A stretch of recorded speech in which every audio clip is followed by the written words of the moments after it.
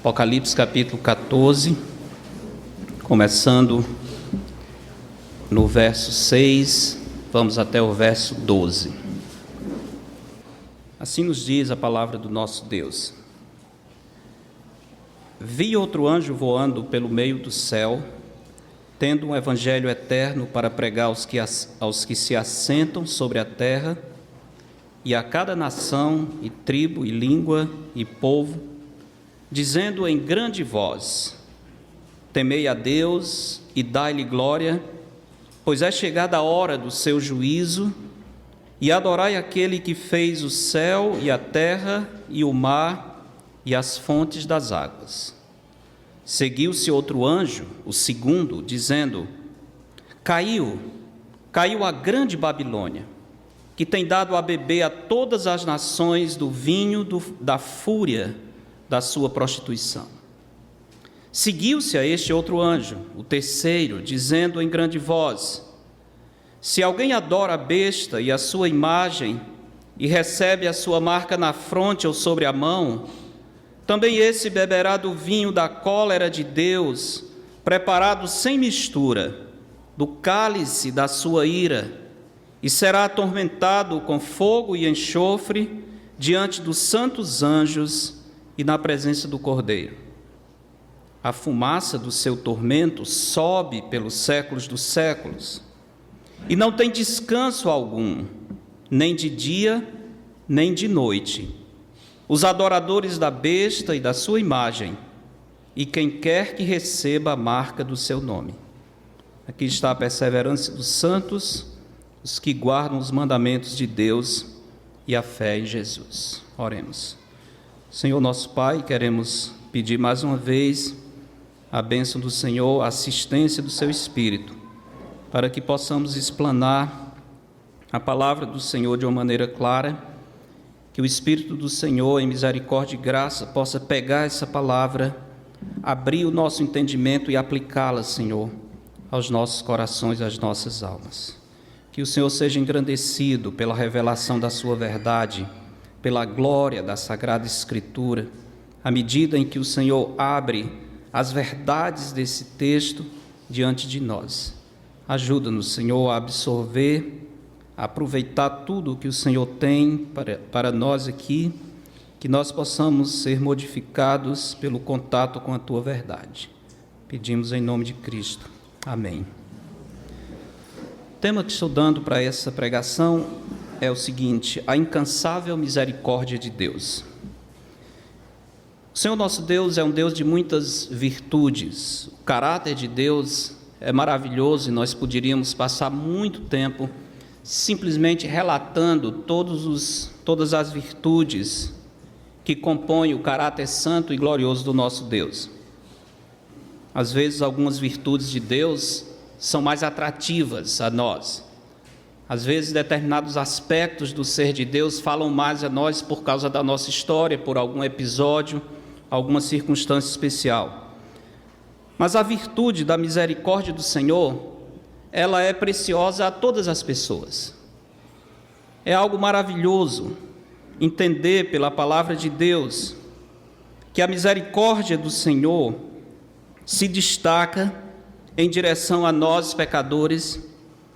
Por esse motivo, nós temos grande alegria e lembramos sempre com muito prazer as palavras do profeta Jeremias, que diz: as misericórdias do Senhor são a causa de não sermos consumidos, porque as suas misericórdias não têm fim, renovam-se cada manhã, grande é a tua fidelidade.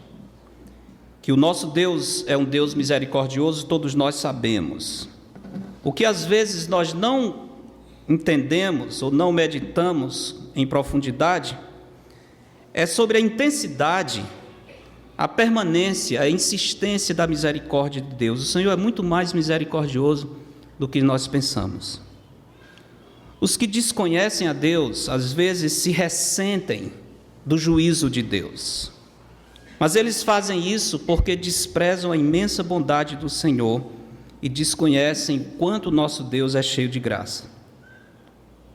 A verdade da bondade, da misericórdia de Deus está bem clara no livro de Apocalipse, especificamente nesse livro, onde também a severidade do Senhor aparece de maneira explícita. Mas é muito fácil perceber, por esse texto que lemos e outros, como a misericórdia de Deus permeia todos os seus planos. Capítulo 14 de Apocalipse está na sequência, terminando aquela parte do livro que nós chamamos de um interlúdio. Lembra, estudamos a introdução do livro, os primeiros capítulos, as cartas, tem a abertura do livro, as visões de João no capítulo 1, depois temos as cartas às 7 igrejas da Ásia, depois disso tem a visão no capítulo 5, onde João é transportado a perceber a realidade espiritual. O Senhor lhe dá o privilégio de perceber o trono de Deus e do Cordeiro nos céus, e a partir do capítulo 5, João começa a receber então informações especiais do plano de Deus para a conclusão da história humana. E vai nessa sequência, parte disso, especialmente nos capítulos 10, 11, 9, pouco antes disso, tem a sequência dos juízos de Deus, os selos, as trombetas, que fazem parte daquele período que nós já estudamos, o período da tribulação, especificamente da grande tribulação. Capítulos 11, 12, 13, eles dão uma parada na sequência de novas informações. É como se o período da tribulação e do juízo de Deus fosse recontado, revisto, mas da perspectiva do mundo espiritual, especialmente de Satanás, do anticristo, do falso profeta, que aparecem nessa parte do livro. Capítulo 14, ainda estamos nesse parêntese, mas agora já começando a ver o que Deus está planejando para os próximos passos. Então, capítulo 14 seria como que o encerramento desse interlúdio na sequência de profecias, desvendamentos em Apocalipse. Capítulo 14, o texto que nós lemos aqui, dos versos 6 a 12, trazem para nós 3 visões, apresentando parte final da tribulação e antecipando a vinda gloriosa do Senhor Jesus. O nosso texto especificamente vai ensinar que Deus é incansável na sua oferta de salvação ao pecador. Deus é incansável na sua oferta de salvação ao pecador. Talvez você leu os versos que eu li e não conseguiu ver essa misericórdia incansável de Deus. Espero no Senhor que Ele tenha misericórdia de nós e possamos ver juntos. Como é que esse texto revela a incansável, insistente e maravilhosa oferta de Deus ao pecador? O texto vai nos revelar o Senhor, na sua infinita misericórdia, em 3 momentos diferentes. Primeiro, a misericórdia de Deus se revela por meio da pregação do Evangelho, nos versos 6 e 7, feita por um anjo. Voltando aos versos 6, diz: vi outro anjo voando pelo meio do céu, tendo um evangelho eterno para pregar aos que se assentam sobre a terra, e a cada nação, e tribo, e língua, e povo, dizendo em grande voz, isso é para todos poderem ouvir: temei a Deus, dai-lhe glória, pois é chegada a hora do seu juízo, e adorai aquele que fez o céu e a terra e o mar e as fontes de águas. Onde é que está a misericórdia de Deus aqui? Está no fato do Senhor, mesmo nesse momento, aqui estamos no final da tribulação, ainda a despeito de tudo que Ele já fez para mostrar a sua misericórdia. Lembra que o povo que está no mundo nesse período não ficou sem testemunho do Evangelho. Eles ouviram o Evangelho através das 144 mil testemunhas, já falamos sobre elas. Pregadores, missionários, destemidos, que espalharam o Evangelho na terra ou irão espalhar o Evangelho na terra durante o período da tribulação. A igreja de Cristo não estará mais aqui por causa do arrebatamento que já terá acontecido. Mas o mundo não ficará sem testemunho. 144 mil judeus, 12 mil de cada uma das 12 tribos, homens escolhidos, homens de caráter digno, dedicados, completamente determinados em pregar o Evangelho. Não somente os 144 mil, mas o capítulo 11 fala das 2 testemunhas, 2 enviados do Senhor que estarão pregando, realizando sinais e prodígios, serão mortos depois, ressuscitados e levados ao céu. Além dos 144 mil das 2 testemunhas, há muitas pessoas que serão salvas pela pregação do Evangelho desses. Esses salvos pelo Evangelho durante a tribulação também estarão testemunhando de Cristo. Então, vão ter muitas pessoas, muitas vozes falando do Evangelho durante a tribulação. Mas Deus, na sua misericórdia, envia mais um mensageiro. E dessa vez um mensageiro especial, um anjo, que o texto diz, ele voa pelo meio do céu.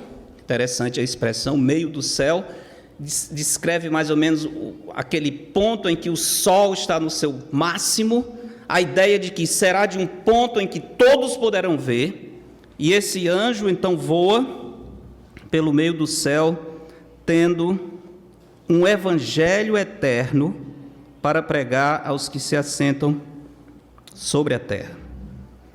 Um evangelho eterno é o que esse anjo vai trazer para os que estiverem no mundo naquele período. E o texto diz que ele vai falar para todos os habitantes da terra, a cada nação, tribo, língua e povo. Vale a pena pensar um pouco sobre a frase evangelho eterno. Por que é descrito o evangelho eterno? Alguns até acham que esse é um aspecto diferente do evangelho, que essa mensagem desse anjo não vem tanto para oferecer salvação aos perdidos, porque é um aspecto diferente do evangelho. Não acredito que seja isso de jeito nenhum. Eu acho que é exatamente o evangelho, que é tão grandioso, tão maravilhoso, que é descrito por vários adjetivos, vários designativos. Às vezes você vai encontrar a Bíblia falando do evangelho como o evangelho do reino. Às vezes é chamado de evangelho de Deus. Outras vezes o evangelho de Cristo, da graça de Deus, da glória de Cristo, da salvação, da paz. O evangelho é tão rico na sua extensão, na sua glória, que ele é descrito de várias maneiras. Aqui é descrito como evangelho eterno. Por quê? Porque essa mensagem prepara os ouvintes que a receberem para entrar no reino eterno de Cristo, que deve iniciar logo em seguida. A mensagem do evangelho é a mais gloriosa e mais poderosa mensagem que alguém poderia ouvir. A palavra evangelho literalmente significa boas novas, boas notícias.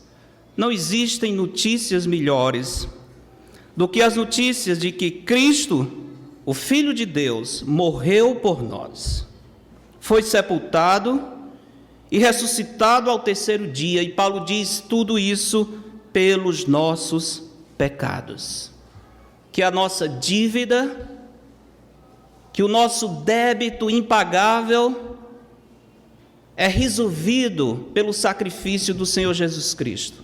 O próprio Deus resolveu enviando o seu Filho, que derramou o seu sangue precioso e deu a sua vida por nós. O Evangelho basicamente é isso. Nós somos perdidos pecadores, nós não temos condições de resolver o nosso problema, mas Deus, que é rico em misericórdia, Deus, por causa do seu infinito amor e sabendo que nós estávamos mortos em delitos e em pecados, Ele tomou a providência de enviar o remédio, de enviar a salvação. Ele enviou o seu Filho para dar a sua vida por nós. Essa é a essência do Evangelho. A mensagem do Evangelho é a mensagem poderosa que nos livra do medo da morte. A mensagem do Evangelho nos dá segurança eterna. A mensagem do Evangelho é uma mensagem que nós devemos proclamar com ousadia e, como o apóstolo Paulo, devemos dizer: não me envergonho do Evangelho, porque é o poder de Deus para a salvação de todo aquele que crê. É esse evangelho que o anjo estará pregando, o texto diz, voando pelo meio do céu e anunciando a todas as nações. A mensagem do anjo é: temei a Deus, dai-lhe glória, pois é chegada a hora do seu juízo.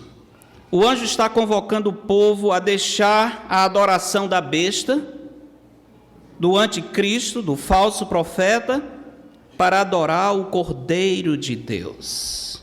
Esse é um momento em que o anticristo está dominando o mundo, e o mundo está unificado em adoração ao anticristo e ao seu reino. Mas o Senhor, em misericórdia e graça, envia esse anjo dizendo: adorem a Deus, adorem o Cordeiro de Deus. O tempo é curto, mas ainda dá tempo. Deixem de reverenciar as criaturas e passem a adorar o Criador. Ainda existe esperança se vocês deixarem a adoração a Satanás, ao anticristo, e passarem a adorar apenas aquele que merece adoração. A expressão temer a Deus, ou temor do Senhor, aparece várias vezes nas Escrituras. Às vezes é mal entendida. O que significa temer a Deus? O anjo está dizendo: temei a Deus.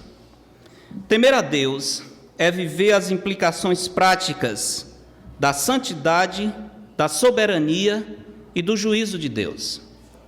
Reconhecer que Deus é santo, é soberano e justo, e viver à luz dessa realidade. A Bíblia está sempre nos chamando a temer a Deus. Lembram Provérbios? Inicia o livro no capítulo 1, verso 7, dizendo que o temor do Senhor é o quê? Princípio da sabedoria. Isso significa que é sinal de discernimento e equilíbrio reconhecer que Deus é o nosso Criador e Senhor, e por isso merece ser adorado, reverenciado com todo o nosso coração, com toda a nossa força, com todo o nosso entendimento. Jesus apresenta o juízo de Deus como um estímulo para todos os homens temerem a Deus. Mateus capítulo 10, verso 28,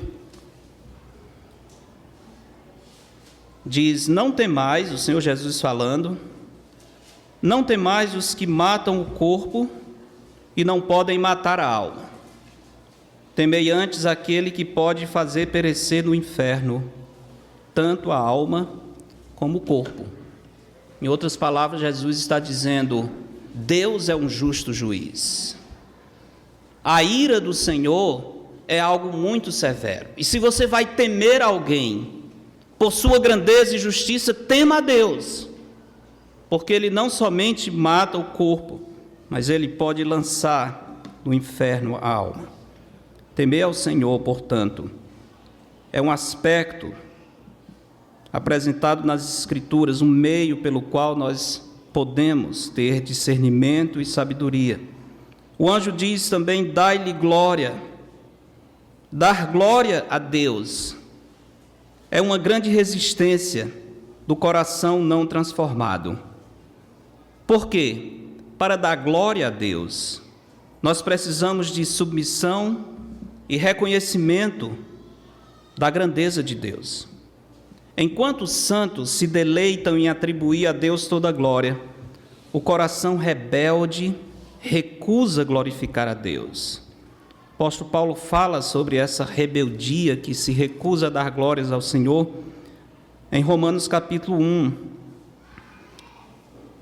Nesse texto, a partir do verso 18, ele diz claramente que os homens tomaram a decisão de se afastar do Criador, de reverenciar o Criador e passaram a adorar a criatura. Por quê? Porque eles não têm o conhecimento de Deus? Não. Porque eles têm um coração duro, eles não querem se colocar na posição de criatura como barro nas mãos do oleiro. Romanos 1,18 diz: a ira de Deus se revela do céu contra toda impiedade e perversão dos homens que detêm a verdade pela injustiça. Porquanto o que de Deus se pode conhecer é manifesto entre eles, porque Deus lhes manifestou. Porque os atributos invisíveis de Deus, veja bem esse texto, vou já voltar a ele. Os atributos invisíveis de Deus, assim o seu eterno poder, como também a sua própria divindade, claramente se reconhecem desde o princípio do mundo, sendo percebidos por meio das coisas que foram criadas.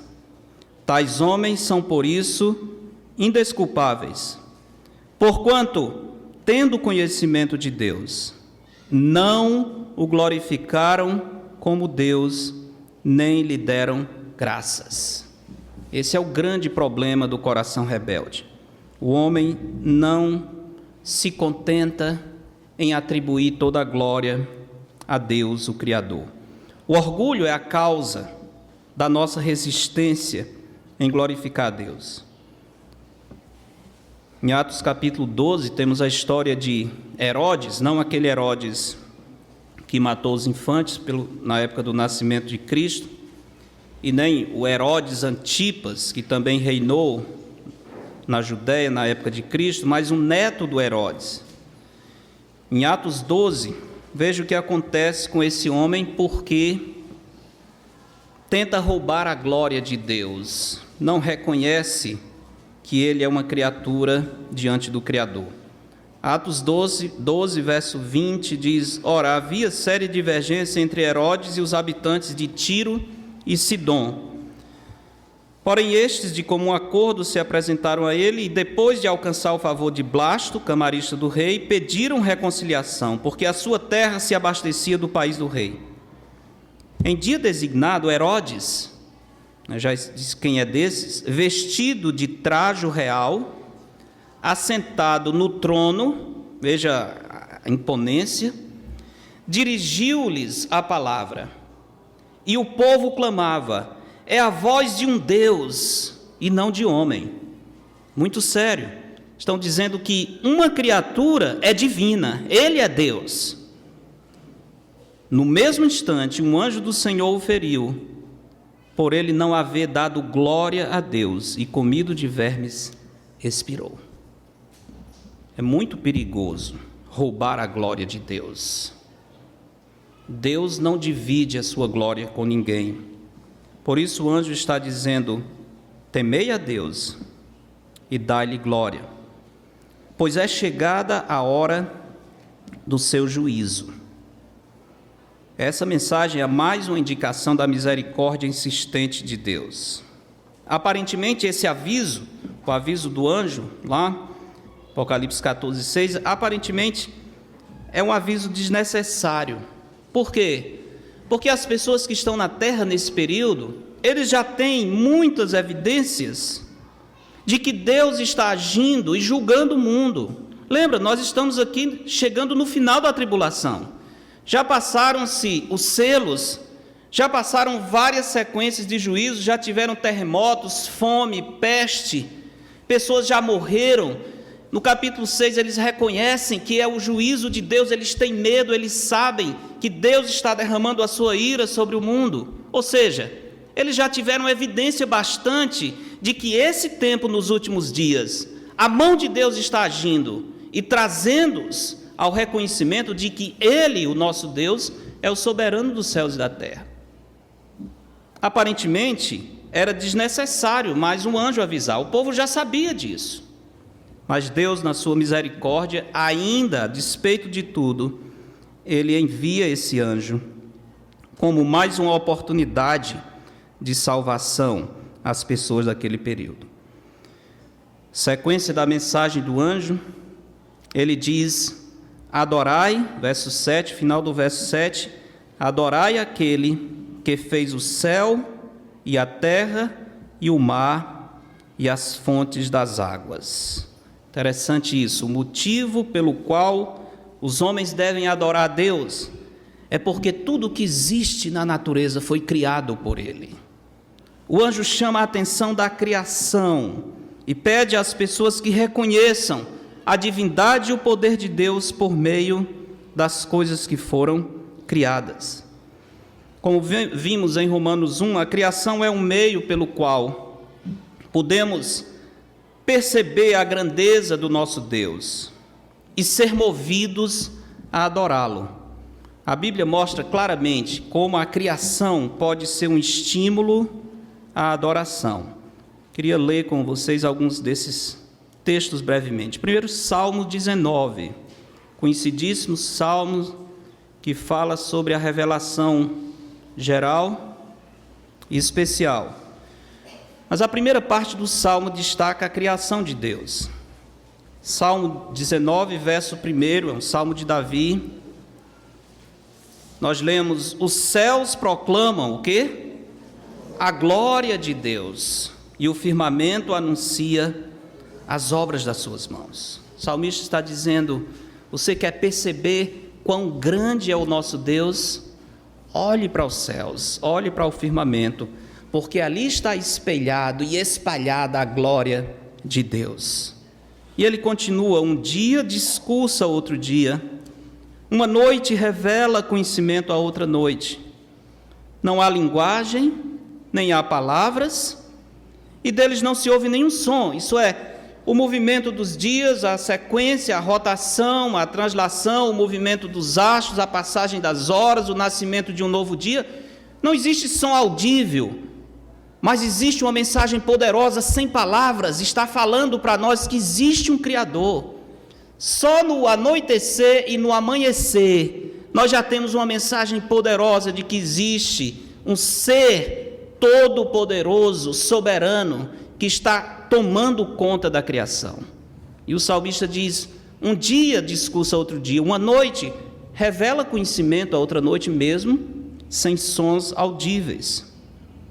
Verso 4 diz: no entanto, por toda a terra se faz ouvir a sua voz, e as suas palavras até os confins do mundo. Aí pôs uma tenda para o sol, o qual, como noivo que sai dos seus aposentos, se regozija como herói a percorrer o seu caminho. Principia numa extremidade dos céus e até a outra vai o seu percurso, e nada refoge o seu calor. Se nós pudéssemos interpretar a evidência da criação à luz da verdade revelada da Escritura, o nosso Deus receberia mais glória da nossa parte. Se nós pudéssemos ler Gênesis 1:1, que diz: no princípio criou Deus os céus e a terra, e lendo todo aquele relato da criação, o Senhor dizendo: haja luz e houve luz. O Senhor falando e a sua palavra poderosa trazendo todas as coisas instantaneamente. Se nós acreditássemos mesmo, se o mundo entendesse isso, seria muito mais fácil atribuir glórias a Deus. Mas o homem encontrou outras explicações e perde o testemunho poderoso da criação como estímulo para a glória, para dar glórias a Deus. Isaías capítulo 40, outro texto maravilhoso que nos motiva a adorar o Senhor a partir da beleza da sua criação. Isaías 40, 21 diz: acaso não sabeis, porventura não ouvis, não vos tem sido anunciado desde o princípio, ou não atentaste para os fundamentos da terra? Ele é o que está assentado sobre a redondeza da terra. Interessante isso. Estamos aqui há 600, 700 anos antes de Cristo. E o profeta Isaías está falando sobre a redondeza da terra. Ninguém nessa época pensava na redondeza da terra. Mas o Criador sabe muito bem qual é a forma da sua criação. Ele está assentado sobre a redondeza da terra, cujos moradores são como gafanhotos. É Ele quem os estende, é Ele quem estende os céus como cortina e os desenrola como tenda para neles habitar. É Ele quem reduz a nada os príncipes e torna em nulidade os juízes da terra. Mal foram plantados e semeados, mal se arraigou na terra o seu tronco, já se secam, quando um sopro passa por eles e uma tempestade os leva como palha. A quem, pois, me comparareis para que eu lhe seja igual, diz o Santo? Levantai ao alto os olhos e vede. De novo a criação. Quem criou estas coisas? Pergunta tocante, profunda. Antes de Darwin, antes da teoria da evolução, A pergunta filosófica mais importante, mais procurada era: qual a origem de todas as coisas?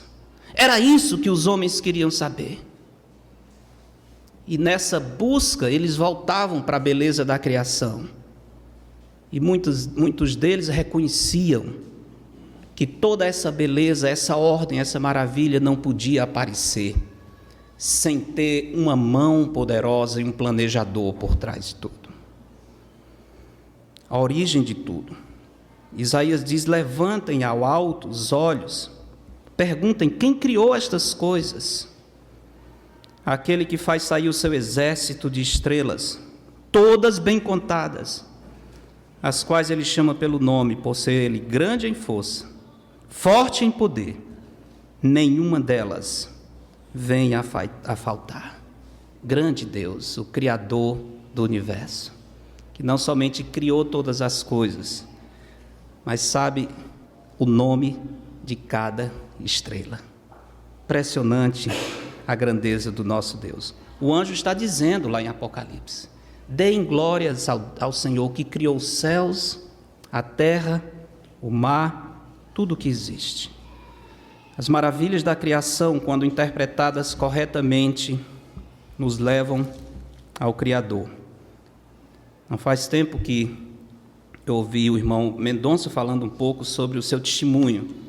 E se eu lembro bem, ele estava dizendo que uma das coisas que intrigava era a Terra, não era isso? Começava a pensar como é que esse planeta se sustenta sem estar pendurado em nada. É impressionante mesmo, né? Impressionante. Já pensaram nisso? Primeiro pensem na imensidão do universo, na escuridão ao redor da Terra. Vocês já tiveram a experiência de ficar à beira de um abismo ou de um edifício muito alto e tentar olhar embaixo? Uma vez fizemos a besteira de visitar um prédio muito alto lá em Chicago, bem alto, e tinha um dos maiores, e tinha uma parte de vidro assim, que se você for corajoso, você pisa no vidro e fica olhando lá embaixo. Eu não pisei não, tá? Por uma razão muito simples. É muito ruim a sensação de você estar solto no nada, né? Tem uma coisa debaixo dos pés, mas está aquela imensidão lá embaixo. A gente não gosta, nós gostamos de sentir uma coisa nos pés que você olha e a vista não atravessa. Você olha e para aqui, não, tá, agora eu estou seguro. Aí você olhar e de repente a vista chegar no... Não, eu estou solto no nada. É uma sensação muito ruim, não é? Eu assumo a minha covardia, não gosto disso não. Agora transporte isso para a Terra inteira. A Terra inteira, imagina isso. Todo esse globo imenso, segurado em quê? Em nada, segurado em nada, está rodando no espaço. Está preso pela força da atração gravitacional dos planetas. Sim, os outros estão segurados em quê? Todo esse universo imenso, todo em movimento, ainda tem mais isso, todo ele movimentando, um girando em função de outro, mas soltos no nada. É muito impressionante isso, não é não? É muito impressionante. Quem é que segura a Terra? Quem é que está segurando o nosso planeta? Sustentação misteriosa da Terra devia nos fazer admirar a grandeza do Criador. Não tem outra explicação mais plausível. Jó 26:7 diz: ele estende o norte sobre o vazio e faz parar a terra sobre o nada. É isso que a Bíblia diz, tá? Faz parar a terra, pairar a terra sobre o nada. Quando nós lemos Atos, os irmãos estão lendo, todo mundo está lendo Atos agora, né? Um ponto de contato interessante, nós vamos perceber no capítulo 14, por exemplo, quando Paulo sai na sua primeira viagem missionária e vai pregar lá naquelas cidades onde não se conhecia as Escrituras. Quando ele falava com judeus, ele apelava para o Antigo Testamento. Mas quando Paulo estava pregando para pessoas que não conheciam o Antigo Testamento, lá em Listra, Icônio, Derbe, povos pagãos, o que é que Paulo tinha como um ponto de contato para chamar a atenção dessas pessoas para o Evangelho? O ponto de contato, sabe o que era? A criação. Ele apelava para a criação, ele argumentava, chamando as pessoas para dizerem: olhem a criação, de onde vem tudo isso? Você não precisa conhecer o Antigo Testamento para admirar a beleza da criação. Paulo fez isso com pessoas simples e fez isso em Atenas, em Atos 17, com os sofisticados filósofos atenienses. A mesma coisa, usando a criação como um ponto de contato para levar as pessoas ao conhecimento do Criador. Por quê? Porque, como eu disse, a pergunta pela causa primeira sempre foi a mais importante questão filosófica, até recente, quando Charles Darwin disse que não precisava mais perguntar, porque ele tinha encontrado a explicação para a origem do homem. Apocalipse capítulo 4, por exemplo, os 24 anciãos sentados no trono, eles fazem referência à criação como motivo porque eles adoram o Senhor. Apocalipse 4:11 diz: Tu és digno, Senhor e Deus nosso, de receber a glória, a honra e o poder, porque todas as coisas tu criaste. Por que ele deve receber toda a glória? Porque ele criou todas as coisas. Sim, por tua vontade vieram a existir e foram criadas. Imagine o efeito disso sobre a mente de um estudante, quando ele começa a perceber, por exemplo, a maravilha do equilíbrio atômico, a parceria, vamos usar essa palavra, a parceria perfeita, impressionante, bonita, entre os prótons, os elétrons e os nêutrons. Lembram das nossas velhas aulas de química? Era uma benção. Falar com cuidado, porque tem uma química aqui, tá? Então, fique calada. Equilíbrio maravilhoso. Vendo a complementariedade dos elementos químicos, por exemplo, que formam a matéria. E a pessoa estudando, comparando, fazendo as equações, as somas, vendo toda essa beleza, tanto no universo macro como no universo impossível de ser visto pelos olhos a olhos nus, e sempre admirado e dizendo: Deus criou todas essas coisas.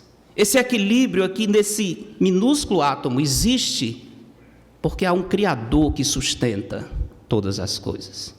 E à medida em que ele se aprofunda no conhecimento da ciência, mais ele admira o Criador e sustentador do universo. Ele passa a adorar o Senhor, porque ele vê a mão de Deus nas coisas criadas. Recente eu li um artigo interessante de uma publicação científica na China, um cientista chinês que fez uma publicação sobre a anatomia da mão humana. E ele caiu na tolice de dizer que a anatomia, a perfeição da mão humana, não sei se já perceberam como é perfeita a nossa mão. Compare, por exemplo, com o braço robótico, mais evoluído que existe para fazer os movimentos que nós fazemos. Aquele braço mecânico, duro, que quase não sai, né? Para ir para cá, opa, apertou o botão errado, volta, tá? Não, a mão humana é fantástica. Faz todos os movimentos perfeitos. E esse cientista, pesquisador, ele mencionou no seu artigo que o formato, a perfeição da mão indica um Criador que fez algo tão lindo, tão perfeito. Sabe o que aconteceu? A comunidade científica do mundo caiu em cima e disse: nós não admitimos Criador, tira isso do artigo. E o homem teve que tirar só a menção da palavra Criador, porque agride os intelectuais desse mundo. Eles não podem admitir que alguém que conheça ciência tenha coragem e seja tão ignorante ao ponto de mencionar um Criador, porque não existe Criador. Homens inteligentes, né? Muito inteligentes.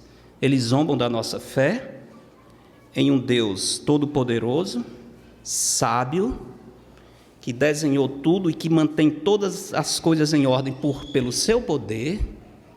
Eles acham que nós precisamos de muita fé para isso, mas eles não acham que precisa de muita fé para acreditar que toda essa beleza, toda essa perfeição incrível surgiu do nada, absolutamente nada, por casualidade, por ligações aleatórias, pela força do acaso, com bilhões de anos que, juntando acaso com o tempo, finalmente surgiu a maravilha da criação. Eles não sei por que eles zombam da nossa fé, porque eles têm muito mais fé do que nós. Precisa muito mais fé para acreditar que essa perfeição do universo surgiu do nada, que ninguém sabe o que é o nada. O nada é nada, né? Isso é exatamente. Nem se dá para dizer o que é o nada, né? De onde veio? Veio tudo do nada. Do nada, mas o acaso. O que é o acaso? O acaso é o acaso, né? Assim, por acaso e tal. Nem conceito lógico se pode ter dessas coisas. É diferente dizer, quem é Deus? Deus é um Espírito eterno, infinito em seu ser, sabedoria, santidade, justiça, bondade e verdade. Esse é o Deus que aparece na Escritura. E se Ele é isso, Ele pode criar o universo como Ele criou. Faz sentido, absolutamente. Mas o homem resolveu desprezar o Criador e adorar o acaso, ao invés de adorar o nosso Deus. Pensa, por exemplo, no perfeito equilíbrio que se percebe nas equações químicas. Estava estudando e pensando no meu velho tempo de segundo grau, né, ainda, naquele tempo, né? Hoje chama-se ensino médio, é mais bonito. Não era Mobral, não, era segundo grau. Eu lembro o professor explicando para a gente a relação entre fotossíntese e respiração, por exemplo. É uma coisa impressionante, né? Como é que as duas coisas acontecem? As plantas pegam o CO2, que é o gás carbônico, mais o H2O, que é a água, na presença da luz, e a partir daí elas produzem O2, que é o nosso oxigênio, CH2O, que é a glicose que nós precisamos, e energia que resulta dessa combustão por causa da quebra na presença do oxigênio. Perfeito, perfeito. O número de átomos de um lado tem que ser do outro. Se não equilibrar, a equação está errada, né? Gás carbônico, água, luz, que vai resultar em glicose, oxigênio e água também. E como diria o chamado pai da química, na criação nada se cria, nada se perde. Tudo se transforma e tudo se mantém em equilíbrio, é verdade. Mas por que isso? Por que isso? Pense, alguém estudando as maravilhas da criação e chegando em Colossenses capítulo 1. Colossenses capítulo 1 tem um verso que é impressionante para alguém que estuda ciência, estuda a natureza e crê em Deus. Colossenses 1,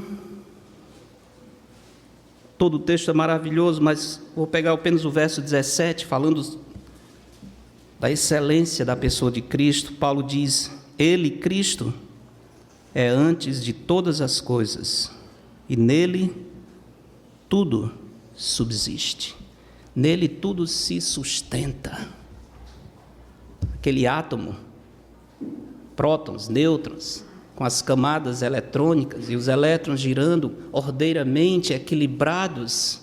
Por que eles se mantêm daquela maneira? Porque Jesus Cristo sustenta cada átomo desse mundo. Já pensou nisso? Por que as plantas juntam o gás carbônico com a água na presença da luz e geram glicose? E sempre funciona assim. Quem é que garante que o processo vai dar sempre certo? Jesus garante. Ele sustenta todas as coisas. Cada vez que pega uma maçã e você morde, lembre-se disso. Estou mordendo uma maçã de Cristo. É dele. Ele que sustentou essa maçã para chegar aqui. Cada vez que eu bebo um copo d'água H2O de Jesus, que Jesus maravilhoso. Ele juntou perfeitamente os átomos, as moléculas e surgiu a água. Já pensou se eu... está aqui, inclusive, estou com sede. Já pensou se o H2O, o hidrogênio e o oxigênio, criasse uma revolução dentro desse copo agora? E quando eu botasse aqui, só encontrasse gás de um lado, de outro, cadê a água? Não, houve uma revolução, uma revolta atômica, e o hidrogênio brigou com o oxigênio, e eles não querem mais estar juntos, acabou-se a água. Já pensou nisso? Não vai acontecer, graças a Deus, pode ficar tranquilo, vai ter água sim. Mas sabe por quê? Porque Jesus sustenta o copo d'água que nós bebemos. Já pensou nisso, irmãos? Deus está presente em todas as coisas. O Criador está presente até na água que nós bebemos. Por isso o anjo está dizendo: deem glória àquele que fez o céu, a terra e tudo que existe. Olhem para a criação e adorem o Criador. Estão em busca de algo que indique a existência de Deus. Os céus proclamam a glória de Deus. O firmamento anuncia as obras das suas mãos. Isso que o anjo está fazendo em Apocalipse 14, chamando as pessoas no último momento para adorarem a Deus. No verso 8, nós temos a misericórdia de Deus por meio do anúncio do juízo. Apocalipse 14, 8 diz: seguiu-se outro anjo, o segundo. Interessante a sequência, porque o 9, o verso 9 diz: seguiu-se a este outro anjo. Aparentemente, o texto não está dizendo, mas parece que nós temos sequências da misericórdia de Deus, porque a mensagem do primeiro anjo não causou efeito, então vem um outro anjo. O segundo anjo dá um anúncio, também não causa efeito. O Senhor manda um terceiro anjo. Sequências, ondas de misericórdia do Senhor para um mundo rebelde que não quer ouvir a sua mensagem. Então o verso 8 diz: seguiu-se outro anjo, e esse diz: caiu a grande Babilônia, que tem dado a beber a todas as nações do vinho da fúria da sua prostituição. Misericórdia de Deus para com aquelas pessoas, anunciando para eles: esse império do anticristo, Babilônia, que não é a cidade, mas representa todo o império do anticristo, que nesse momento em que o anjo anuncia, está firme, está sólido, o anticristo está reinando, ele ainda não foi destruído, ele será. O anjo vem e diz: esse império todo caiu. Não caiu ainda, mas é tão certo que ele fala do ato futuro como se já tivesse acontecido. Vocês estão vendo isso aqui? Não pensem que isso vai subsistir. A Babilônia caiu, o reino de Deus vai prevalecer. Isso é misericórdia do Senhor, tentando abrir os olhos das pessoas no último momento. Não se enganem, o mal não vai prevalecer, o anticristo não vai reinar para sempre. Adorem a Deus. Babilônia já caiu. Por que Babilônia? Babilônia tem uma longa história na Bíblia. Abra em Gênesis capítulo 10 para recordar um pouco a história da Babilônia. Enquanto vocês abrem, eu vou beber mais H2O.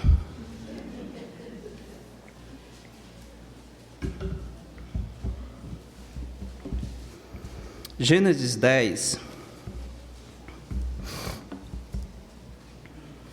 fala sobre a origem da Babilônia. Capítulo 10, verso 6 diz, Gênesis 10, 6: os filhos de Cã, Cuxi, Mizraim, Puti e Canaã. Os filhos de Cuxi, Sebá, Avilá, Sabtá, Ramá e Sabtecá. Não são muito bonitos para botar no filho, não, mas lembra que nós estamos lendo história muito antiga, mas se quiser usar um para o seu filho também não tem problema. E os filhos de Ramá, Sabá e Dedã. Cuxi gerou a Nimrode, esse é o fundador da Babilônia. Cuxi gerou a Nimrode, o qual começou a ser poderoso na terra. Foi valente caçador diante do Senhor. Daí dizer-se, como Nimrode, poderoso caçador diante do Senhor. E o texto continua mais, diz: o princípio do seu reino foi Babel. Babel nós conhecemos no capítulo 11, né? Conhecemos da Torre de Babel. Esse o homem que fundou a cidade onde se tentou construir a Torre de Babel. Ereque, Acade e Calné, na terra de Sinear. Exatamente a Síria, o que hoje é Iraque, é naquela região que o Nimrod começou a Babel. A palavra Babel é uma outra palavra para Babilônia. E foi ali o local onde a idolatria começou a florescer pela primeira vez na história humana. Capítulo 11 de Gênesis, vocês estão no 10, diz: ora, em toda a terra havia apenas uma linguagem, uma só maneira de falar. Sucedeu que, partindo eles do Oriente, deram com uma planície na terra de Siná e habitaram ali. E disseram uns aos outros: vinde, façamos tijolos e queimemo-los bem. Os tijolos servirão de pedra e o betume de argamassa.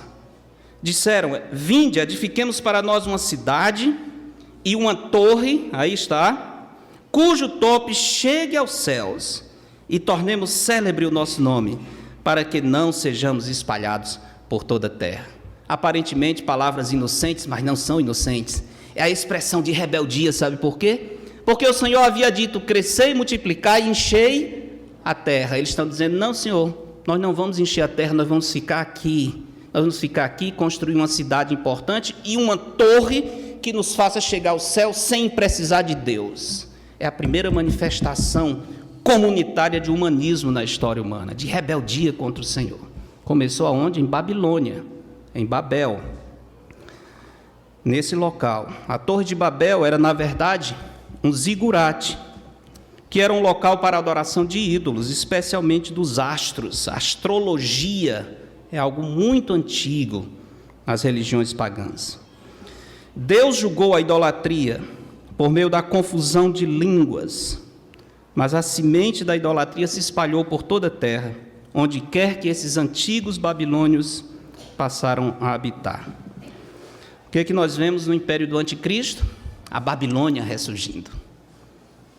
O anticristo tentando fazer a mesma coisa que Nimrod fez, juntar toda a terra em torno da idolatria, unificando a humanidade contra Deus. A Babilônia final, ela é personificada na figura de uma prostituta. Veja Apocalipse capítulo 17, rapidamente. Apocalipse 17, verso 1 diz: veio um dos 7 anjos que tem as 7 taças, falou comigo dizendo: vem mostrar-te-ei o julgamento da grande meretriz, que se acha sentada sobre muitas águas, com quem se prostituíram os reis da terra, e com o vinho de sua devassidão foi que se embebedaram os que habitam sobre a terra. Pouco embaixo, no verso 5, diz: na sua fronte achava-se escrito um nome, um mistério: Babilônia, a grande, a mãe das meretrizes e das abominações da terra.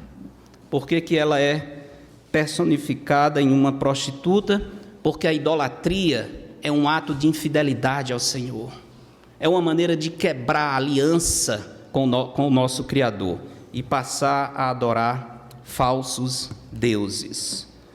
A Babilônia é aquela que tem dado a beber a todas as nações do vinho, da fúria ou das paixões da sua prostituição, diz o nosso texto.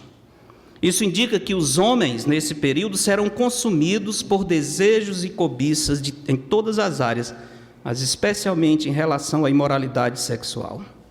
O que não é novidade, porque já vivemos, infelizmente, nesses dias. As paixões disseminadas pela idolatria vai embriagar todas as nações. O anúncio do juízo aqui é mais uma apresentação da bondade de Deus, como foi nos dias de Noé.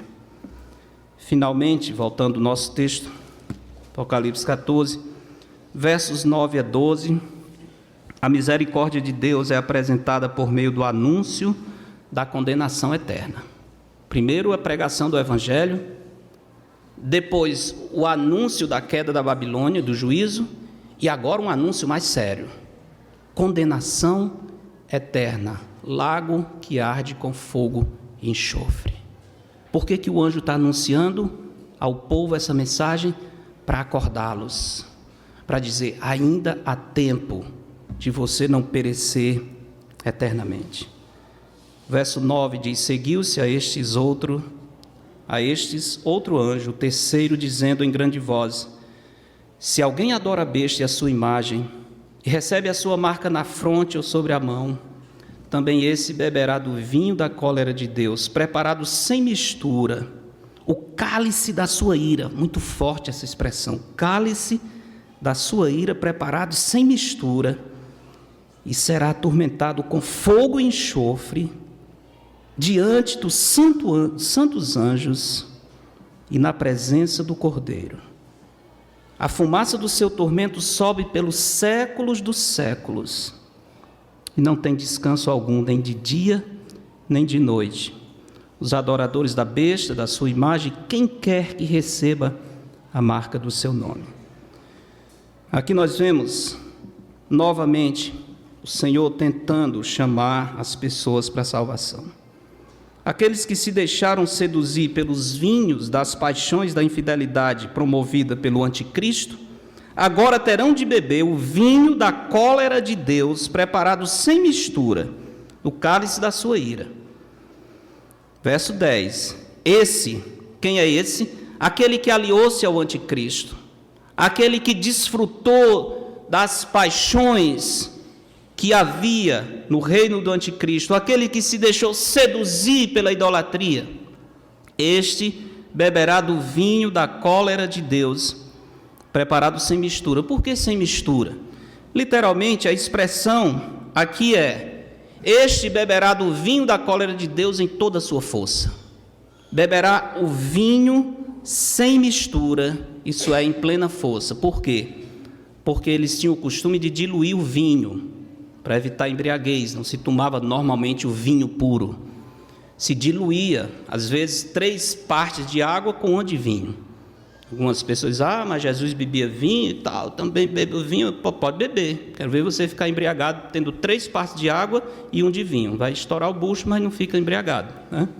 Mas o que ocorre aqui é que o texto está dizendo: mas o vinho da ira de Deus será dado sem diluir, será dado em plena força, para mostrar a severidade do juízo de Deus. É bom lembrar que essa terrível ira de Deus não é uma expressão de descontrole. Alguns dizem: poxa, Deus está irado, Deus está descontrolado, Deus está com as suas emoções, os seus caprichos descontrolados. Não, Senhor, não é descontrole de Deus, é reação santa e justa de um Deus que precisa manter a justiça e não pode permitir que o mal tenha a palavra final. Para ser um Deus justo, ele tem que ter um padrão de justiça, e aqueles que não se conformam a esse padrão têm que ser tratados conforme aqueles que violam a sua lei. Deus precisa ter justiça, ou o seu amor não tem o menor sentido. Deus não é Deus se ele não for um Deus justo. É exatamente por isso que esse aviso aqui está sendo dado para as pessoas na época da tribulação. A iniquidade precisa ser julgada, do contrário, Deus não seria justo. O juízo de Deus é terrível, pois o destino dos que bebem o cálice da sua ira será tormento com fogo e enxofre, como diz o verso 10. Será atormentado com fogo e enxofre diante dos santos anjos de Deus e na presença do Cordeiro. Fogo e enxofre na Bíblia estão sempre associados com o juízo do Senhor. Lembra como foi que Deus destruiu Sodoma e Gomorra? Desceu fogo e enxofre do céu.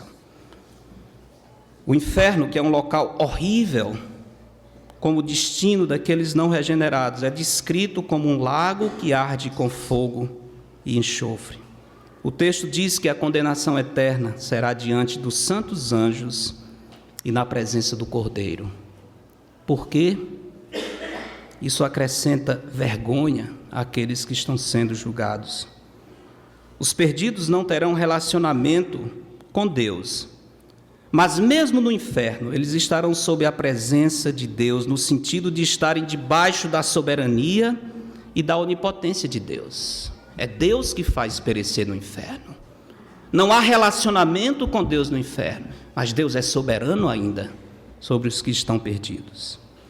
O verso 11 diz: a fumaça do seu tormento sobe pelos séculos dos séculos. Parece que o anjo não concorda com aqueles que negam a existência do inferno eterno. Aqueles que dizem: não, isso não vai acontecer. Deus é bom demais para permitir que uma pessoa pereça no inferno. Existe essa doutrina hoje, os adventistas ensinam isso e tenham muito cuidado com o fermento que vem no seu ensino, porque eles negam a condenação eterna. Mas também tem outros batistas e outros famosos na internet, na televisão, dizendo, não, o inferno, se existir, ele está vazio. O amor de Deus vai esvaziar o inferno. Jesus Cristo não dizia isso. Esses homens são mais sábios do que Cristo para falar da eternidade. O anjo aqui não está dizendo isso. O anjo está dizendo que o tormento é pelos séculos dos séculos. É algo terrível, eterno. Essa é a mensagem do anjo. O inferno fere a sensibilidade humana, mas é ensinado na Escritura e é necessário por causa da justiça e da santidade de Deus. Depois, em Apocalipse, nós veremos outros textos sobre isso. Meus irmãos, esses avisos finais, antes da vinda gloriosa do Senhor, mostram que o nosso Deus é rico em misericórdia. Rico em misericórdia. Esses avisos combinam muito bem com a aparição do Senhor a Moisés, quando Moisés foi receber as segundas tábuas. Vamos terminar lendo o Êxodo 34, história maravilhosa, depois que Moisés desce do Monte Sinai, vê o povo adorando o bezerro que Arão havia fabricado. Ele quebra as tábuas da lei, num ato simbólico, cheio de significado. Quebrando as tábuas, Moisés está dizendo para o povo, vocês quebraram a aliança com Deus, vocês quebraram o pacto com Deus, aqui está o documento do pacto, vocês viraram as costas para Deus. E ele quebra aquelas tábuas dizendo, veja o que vocês fizeram, vocês foram infiéis contra o Deus que tirou vocês do Egito, abriu o mar vermelho e tem lhes mantido até hoje. Vocês quebraram a aliança com o Senhor. Depois disso, o Senhor diz para Moisés, Moisés, se afasta e eu vou destruir o povo, e eu começo outra nação de ti. E aí acontece algo incrível. Moisés não quer a destruição do povo. E Deus não ia destruir, Deus não muda de plano, mas Deus estava despertando amor no coração de Moisés, mesmo por esse povo rebelde. Moisés disse, Senhor, não faça isso. O que vão dizer os egípcios? O Senhor tirou, não pôde introduzi-los. E o Senhor disse, está bem, Moisés, eu não vou destruir, mas também eu não vou mais com vocês. Aí Moisés, não, Senhor, assim também não. Se o Senhor não for conosco, não nos faça sair daqui. Deus sabe o que vai fazer, mas Ele está trabalhando na vida do seu servo. E Moisés disse, Senhor, eu quero pedir uma coisa, que o Senhor manifeste a mim a sua glória. Eu quero ter certeza que o Senhor vai conosco, manifeste a mim a sua glória. É um pedido muito grande. Deus disse para Moisés, Moisés, você não pode me ver, porque nenhum homem vê a minha face e fica vivo. Mas eu posso fazer algo por você. Eu vou colocar você sobre uma penha, numa cratera. Eu vou colocar minha mão sobre você e passarei, e você vai me ver pelas costas. Não face a face, porque você não vai resistir à minha glória. E assim o Senhor faz.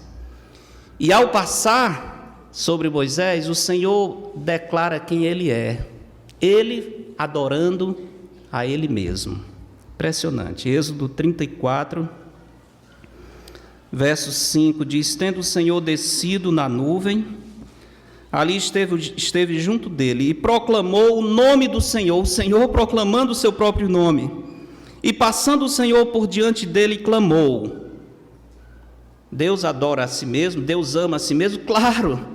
Deus é o objeto máximo do seu amor, Ele não pode amar ninguém além dEle, mais do que a Ele. E passando o Senhor por diante, clamou, Senhor, Senhor Deus compassivo, clemente e longânimo, e grande em misericórdia e fidelidade, que guarda a misericórdia de 1000 gerações, que perdoa a iniquidade, a transgressão e o pecado, ainda que não inocenta o culpado, e visita a iniquidade dos pais nos filhos, e nos filhos dos filhos, até a 3ª geração, 3ª e 4ª geração. Imediatamente, curvando-se Moisés para a terra, o adorou. Interessante a manifestação do Senhor. O Deus verdadeiro é um Deus cheio de compaixão. Veja o que se destaca: a sua compaixão, a sua misericórdia, a sua bondade e a oportunidade de arrependimento a todo pecador. É isso que está claro aqui. Deus compassivo, clemente, longânimo, grande em misericórdia e fidelidade. Deus que guarda a misericórdia em 1000 gerações, que perdoa a iniquidade e o pecado, ainda que não inocenta o culpado. Esse é o nosso Deus. Sua misericórdia realmente é a causa de não sermos consumidos. Mas Deus também é um Deus santo e justo. Ele precisa ser assim para que o mal e a iniquidade não tenham a palavra final no dilema da existência. Lembra-se que o salmista disse: se o homem não se converter, olha que aviso sério, misericórdia do Senhor avisando isso, se o homem não se converter, afiará Deus a sua espada, já armou o arco, tem-no pronto. Salmo 7:12. Graças a Deus que a espada do Senhor ainda não nos alcançou. Se você está aqui hoje, é porque Deus está sendo misericordioso com você. E se você ainda não se reconciliou com Deus, a misericórdia do Senhor para você hoje é muito grande. O Senhor está dizendo: hoje é o dia da oportunidade. Hoje é o tempo sobremodo oportuno. Hoje é o dia da salvação. Misericórdia plena e absoluta do nosso Deus. Não rejeite a misericórdia de Deus. O Senhor nos mantém, o Senhor nos chama, o Senhor nos perdoa, mas o Senhor é um justo juiz também. Se você já é um salvo, hoje é um dia de louvor, de gratidão e de santificação, por causa da misericórdia do Senhor. Deus nos abençoe.